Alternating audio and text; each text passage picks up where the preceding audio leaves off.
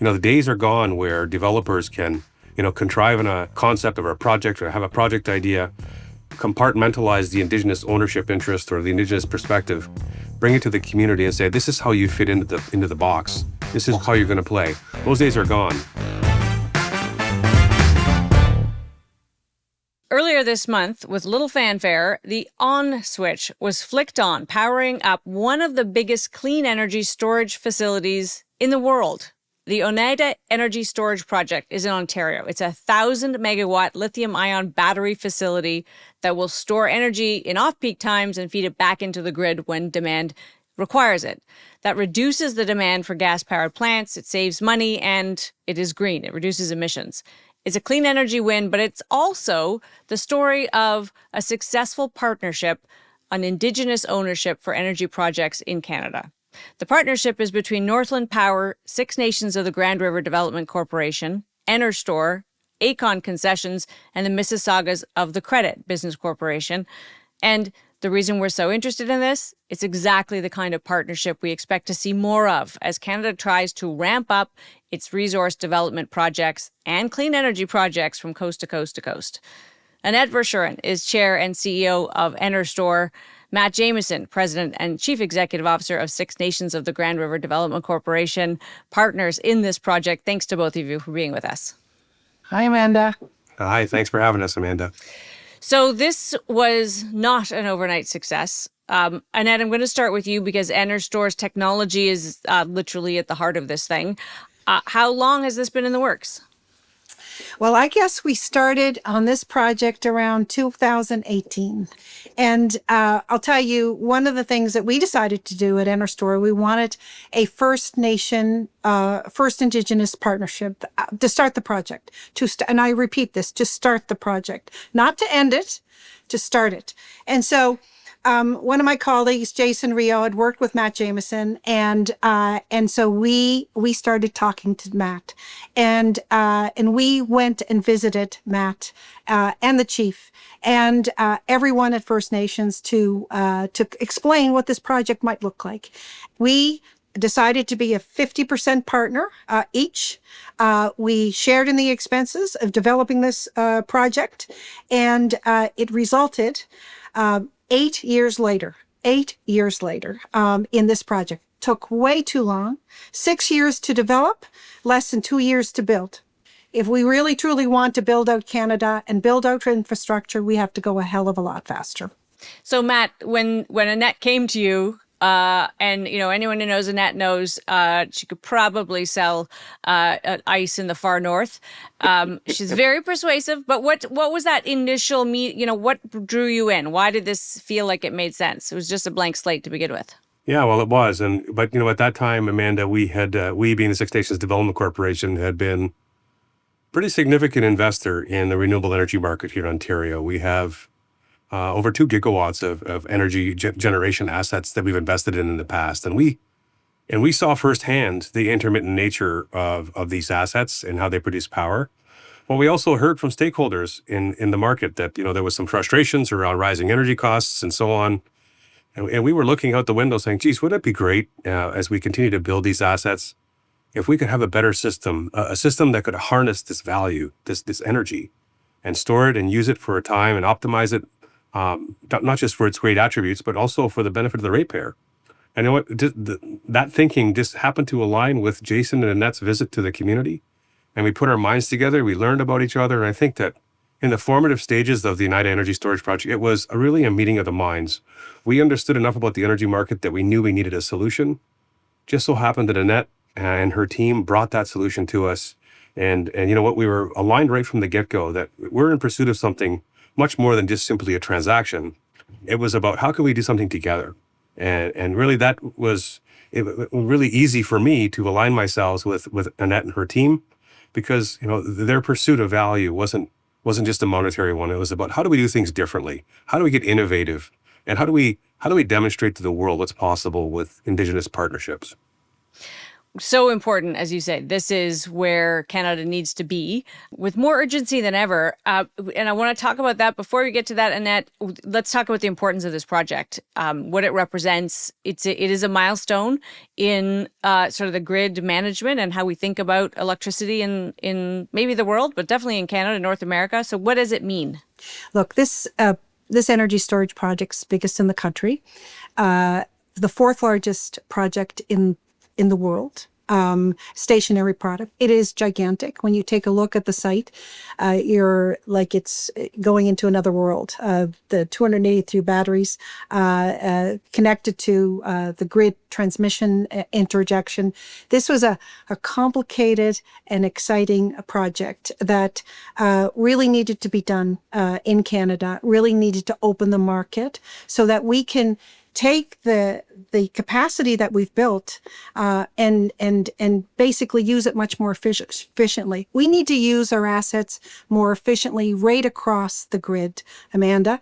And that's what I love about storage. I often say storage is it's like bacon. It goes with everything. Like you put it in houses, and we do energy storage in homes. We do it with industrial sites. We do it on the grid directly. And it is really important to distribute efficiently this energy that is so precious to us, and particularly in Ontario, where 96% is renewable. And so managing that better is the key to this success story.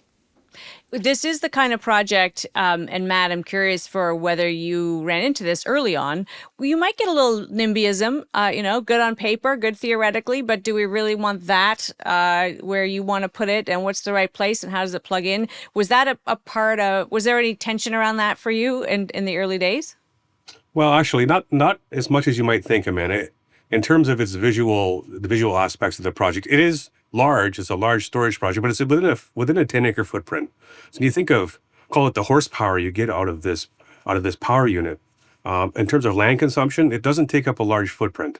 And the geographic location where the site is, you could imagine it's sited behind a transformer station right along a transmission corridor. So the land value there was, not prime land for residential development, and is in fact perfectly suited for what we've built there. And we've heard loudly from our neighbors. Some of them don't want to see any more wind turbines, and some of them don't like these huge solar developments. But to Annette's point, we needed to put tools into the energy market to optimize the things that we already have.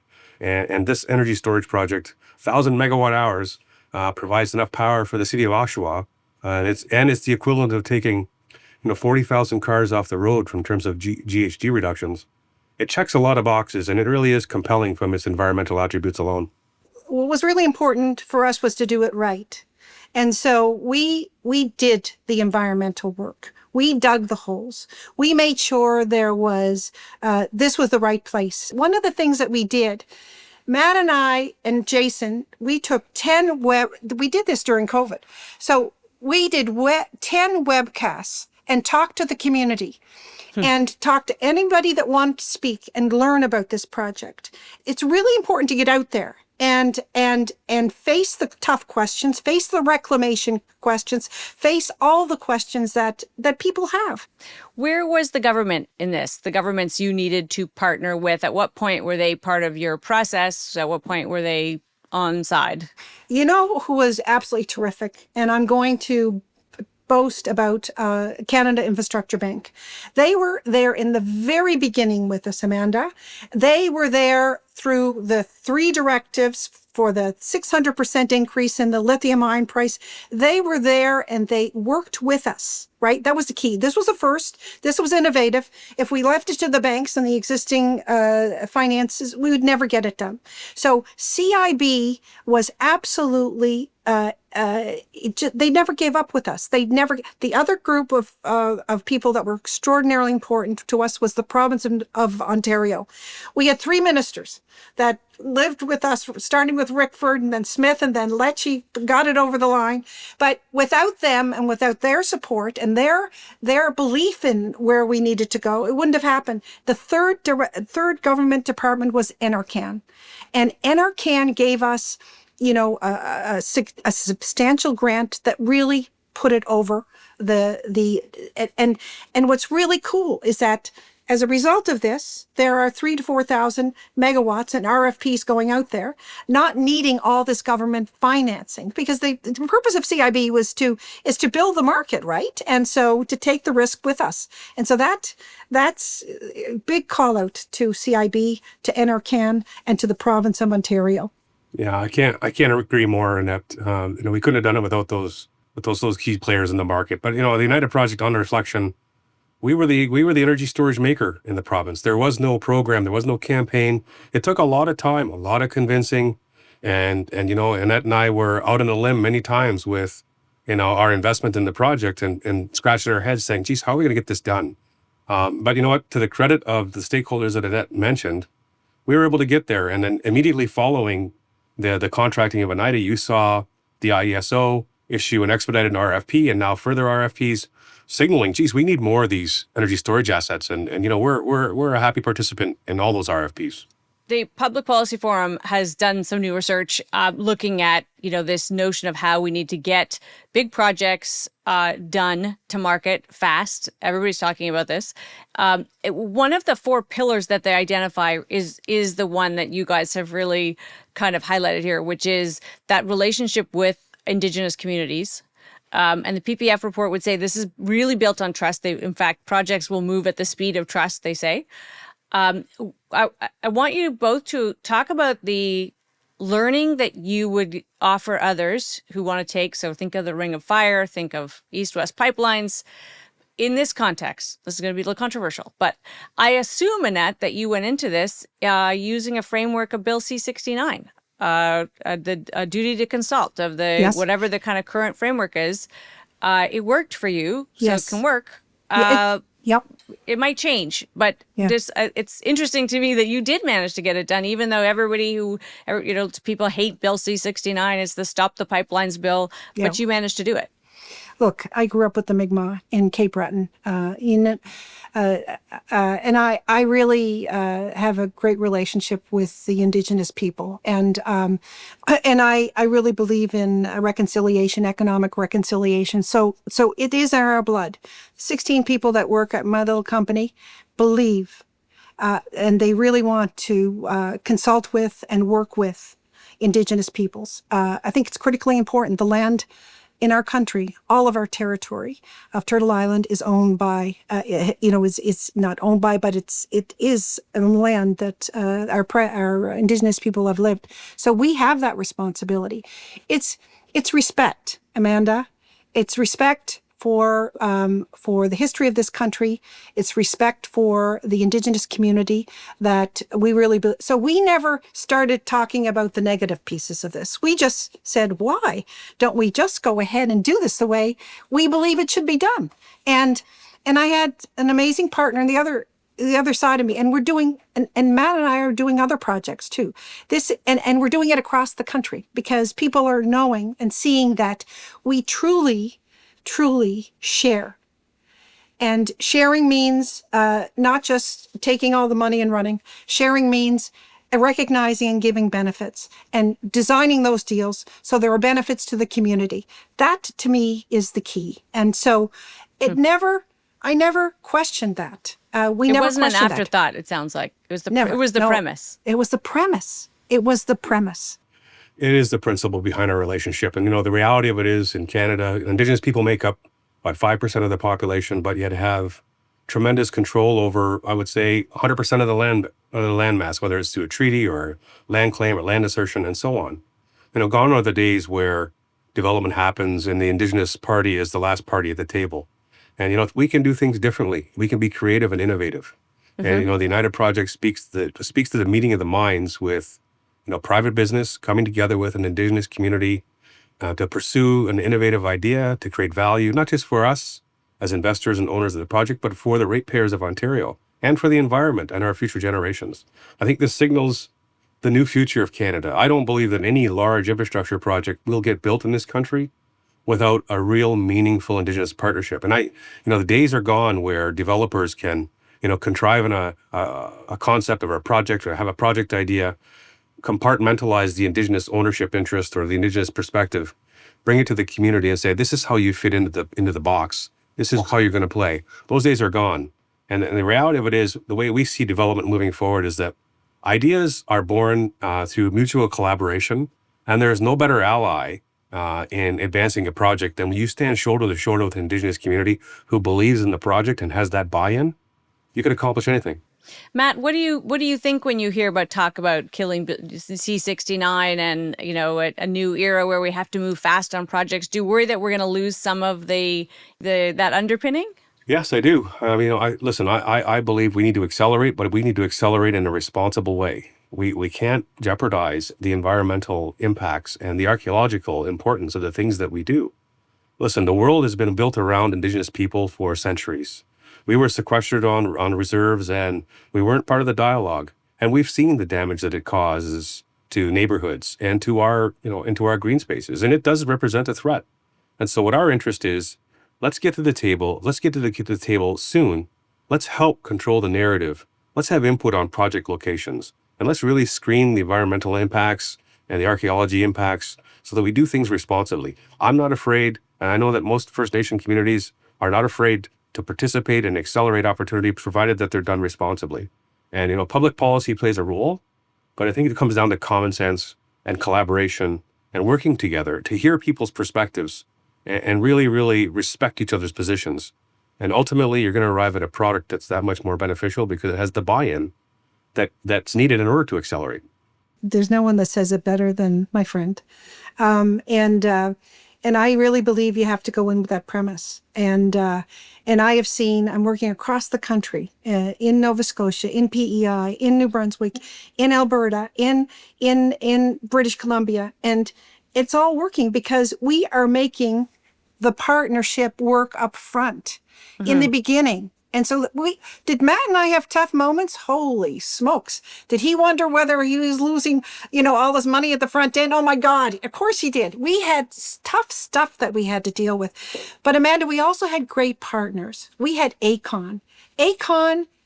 Matt and I both know Aecon, and we'll talk a little bit about that if we can. But Aecon came into this project, committed close to $1 million before even we got approval on any of these contracts or anything. Just bet on us, right? Bet on Matt and I and our teams. And they were there and pulled a lot of the engineering together, did a lot of the work, have enormous experience.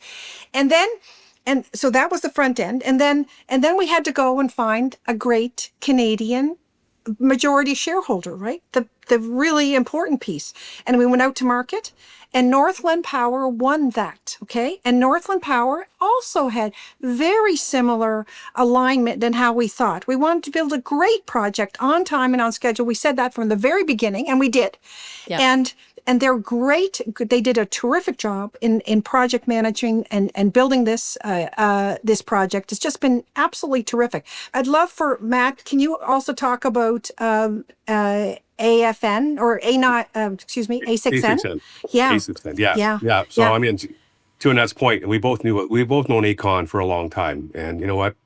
I have to give Aecon credit. They were an early adopter in working with Indigenous communities.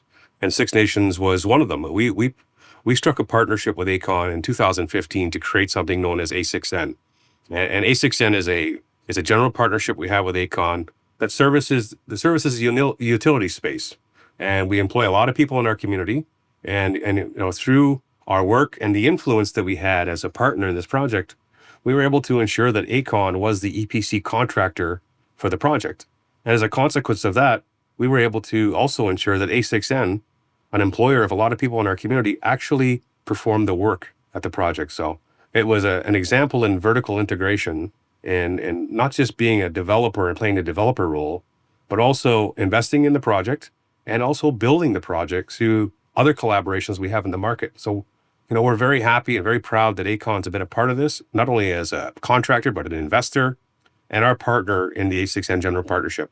We put, over 300,000 man hours into this project with no lost time of work. And we built a lot of experience, a lot of credibility in the A6N team. And they've gone on to fulfill other projects in the region. And we continue to build on that capacity and skill set that we've learned.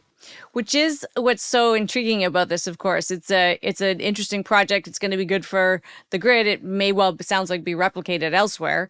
But the model is something that people will look at because, of course, we need to be doing this. This is the path to be getting big projects done in this country. So let's talk about what you learned and what you might change. Obviously, the partnership was central and important. Governments, Annette, helped.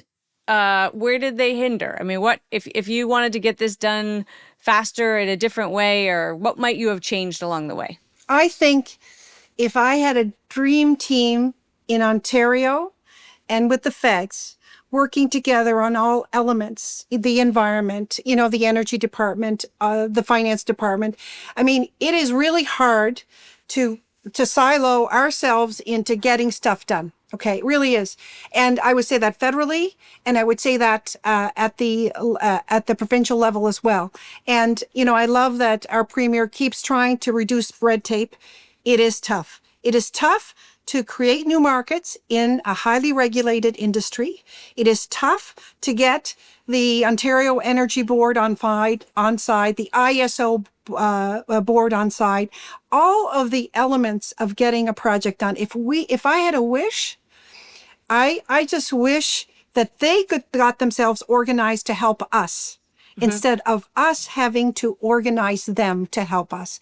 And to me, that would be, I think, an amazing positive experience on that end. Look, Matt and I managed ACON, we managed CIB, we managed NRCan, we managed all of that. And we worked together, we collaborated. But if that piece could have been quicker, but we also went through COVID. We went through a period of amazing inflation in terms of 600% increase in lithium ion. We had to walk from this project 3 times, but we never gave up. And the province kept giving us other directives. And the ISO kept giving us, because they discovered that this was going to be a very important tool for them in their toolbox. So if I had a wish, it would be, if the governments really want to execute quickly, they've got to get themselves organized so that they serve us as we expand and grow.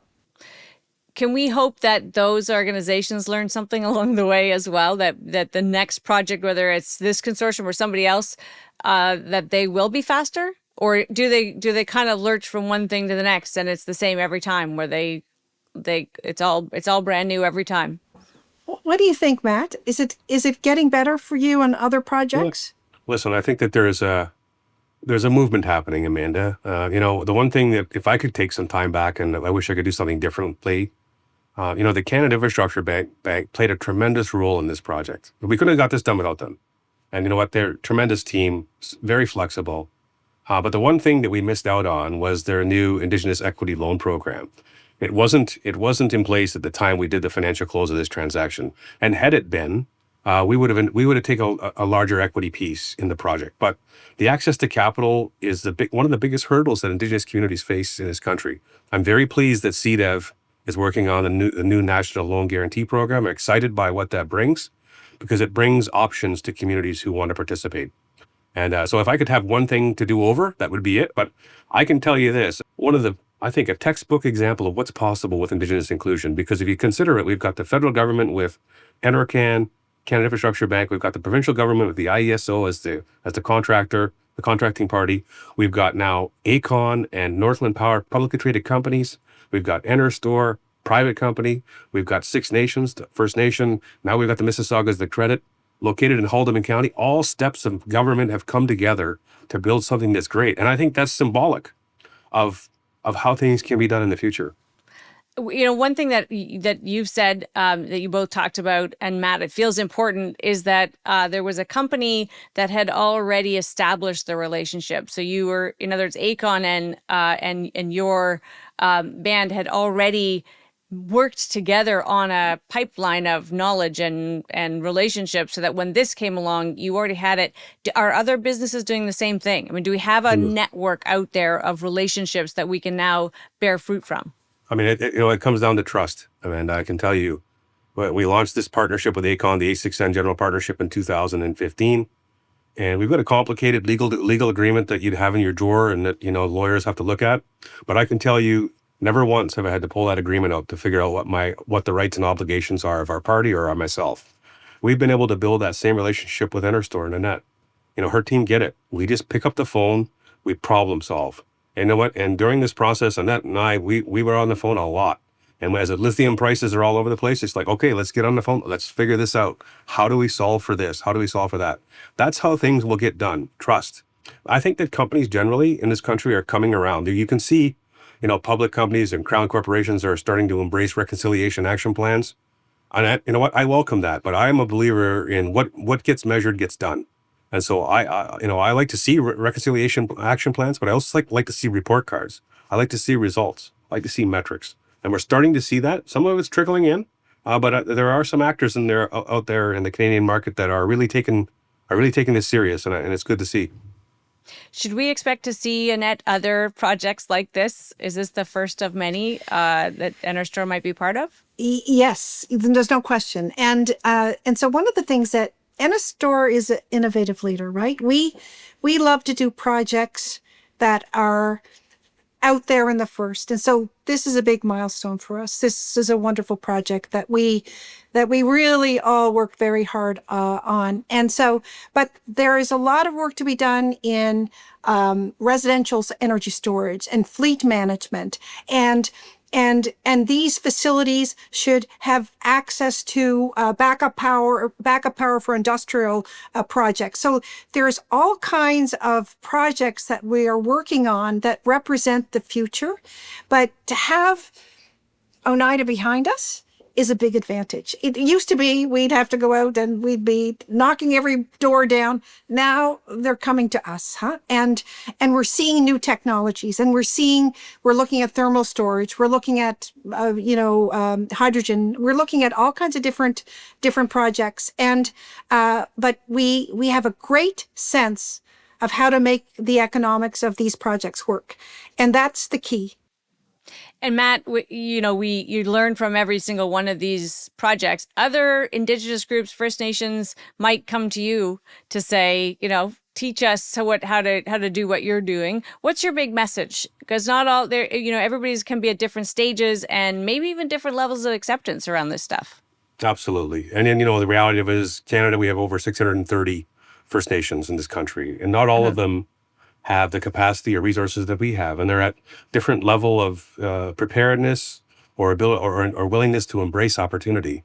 But my message is always to other communities is take time to get organized, to get prepared, to put good governance systems in place, so that when the opportunities come, you have the ability to connect and interface. And then hire good advisors and consultants to help you and to help interpret some of this information. But look for those partners who've done it before, the partners that have established, a track record of success. And then, check their references, talk to the other communities. Like I've spoken to many communities who've called me and asked me, Matt, can you come to our community and help us do what you do? I said, well, that's not really what I do, but what we will do, and what we have done is we have offered to partner with other First Nations across the country. If they want to invite us into their territory, and we'll come in and show them our playbook, if you will, and how we do things. And if it's an opportunity for us to help them learn and build capacity for themselves so that in the future they can do these things on their own, that's part of our mandate. We want to share, and we also want to embrace opportunity across the country, and we're actively doing that. Amanda, it's a little great short story, but Matt went to Cape Breton and worked with Chief Terry Paul, and who's just a wonderful, wonderful leader, business leader, Indigenous leader in Cape Breton. And that's where Matt saw the potential of investment too, Didn't you, Matt? Did. Huh? Yeah. And so now, and we're working with really small. I'm working with one organization that has 400 members. You know what? We have to start everywhere, and we have to build capacity. And when Matt and I started, I was smaller, he was smaller, but. But we figured it out, right? We built capacity. We brought people in to help us, and that learning is going to have to be replicated in all the First Nations peoples of Canada. Some won't want to do it, Amanda. Some will want to do it aggressively. Some will want to do it in a mediocre fashion. Whatever we've got to provide the opportunity. True economic reconciliation. I spent a lot of time with Maurice Sinclair. It was the most emotional time of my life. And to see that man and what he did in terms of presenting all the recommendations. But that number 92 is really important to me, and it was really important to him because he felt that was the route out of the poverty and the challenges being faced by the Indigenous people. It is economic equality, and that's what we have to do. Yeah, it was funny, Annette. Yeah, there's many success stories across this country. There's this movement happening. You can see Indigenous nations, rightfully taking back and being innovative and creative in the things that they do. And and Terry Paul's community and the Clearwater seafood deal, for decades they fought about the fisheries industry there. And you know what they did? They just bought the industry. Yeah. I love that. That is a game changer. Yeah. And you know what? I can tell you that the trajectory that we're on and our growth and our aspirations as Canada's largest First Nation community, we've got big aspirations. But we're going to do things responsibly. We're going to bring the community along with us, help interpret some of these opportunities, and explain to our community members not just what we're doing, but why we're doing it and why it was meaningful for the community. I envision a future where First Nations are participating in the economy, not because there's a Supreme Court ruling that says you have to, but because it's just simply good business. So good to talk to both of you about this. Really appreciate your time. Thanks for being with us. Thanks, Amanda. Great talking to you.